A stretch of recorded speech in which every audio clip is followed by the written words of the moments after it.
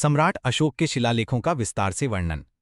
सम्राट अशोक ईसा पूर्व 273 से 232 भारतीय इतिहास के महानतम शासकों में गिने जाते हैं। कलिंग युद्ध ईसा पूर्व 261 के बाद जब अशोक ने बौद्ध धर्म अपनाया, तब उन्होंने अपने शासन और नीति को जनता तक पहुंचाने के लिए शिलालेख यानी एडिक्ट्स अंकित करवाए। ये शिलालेख ही हमें उनके विचारों, प्रशासन, धार्मिक सहिष्णुता और धम्म की व्याख्या का प्रत्यक्ष प्रमाण देते हैं। अशोक के शिलालेख मुख्य रूप से पत्थरों और स्तंभों पर खुदवाए गए। ये प्राकृत भाषा यानी ब्राह्मी लिपि में हैं, किंतु कुछ उत्तर पश्चिमी शिलालेख ग्रीक और अरामाइक भाषा में भी मिले हैं। 1. शिलालेखों का वर्गीकरण। अशोक के शिलालेखों को मुख्य रूप से दो भागों में बांटा गया है। क. शिलालेख। एक प्रधान शिलालेख, 14 शिलालेख। इनमें सम्राट की नीतियां, प्रजा के लिए आदेश, अहिंसा, दया, पशु हत्या पर नियंत्रण, प्रशासनिक सुधार और धार्मिक सहिष्णुता के विचार अंकित हैं। ये शिलालेख भारत के विभिन्न भागों में मिले: गिरिनार गुजरात, धौली और जौगड़ा ओडिशा, इर्रुगुड्डी आंध्र प्रदेश, खालसी कर्नाटक इत्यादि। 2. लघु शिलालेख। ये व्यक्तिगत और धार्मिक प्रवृत्तियों से संबंधित हैं।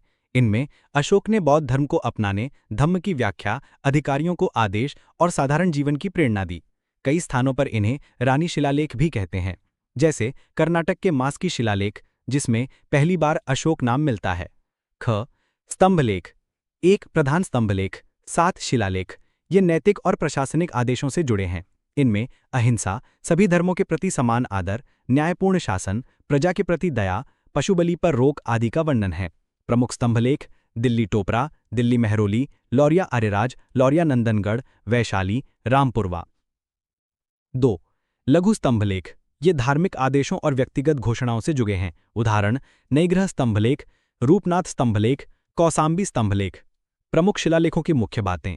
धम्म की नीति। अशोक का धम्म किसी धार्मिक संप्रदाय विशेष का उपदेश नहीं था, बल्कि ये नैतिक आचरण और मानवता पर आधारित था। धार्मिक सहिष्णुता, सभी धर्मों को समान मानने का आदेश। अहिंसा और करुणा, पशु बलि और शिकार पर रोक, जीवों के प्रति दया।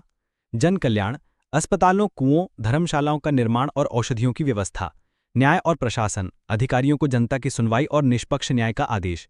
विदेशों में धम्म प्रचार, श्रीलंका, ग्रीस, मिस्र और एशिया के अन्य भागों में धम्मदूत भेजे जाने का उल्लेख। शिलालेखों का महत्व।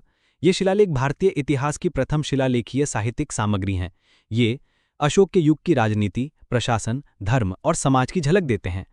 इनसे हमें भारतीय उपमहाद्वीप के साथ साथ ग्रीक और ईरानी संपर्क का भी पता चलता है। ये भारत में प्रारंभिक धर्मनिरपेक्ष शासन और जन कल्याणकारी राज्य की अवधारणा को स्थापित करते हैं। निष्कर्षतः अशोक के शिलालेख केवल आदेश या आज्ञाएं नहीं थे, बल्कि वे शासक के हृदय और उसके नैतिक दर्शन की गवाही देते हैं।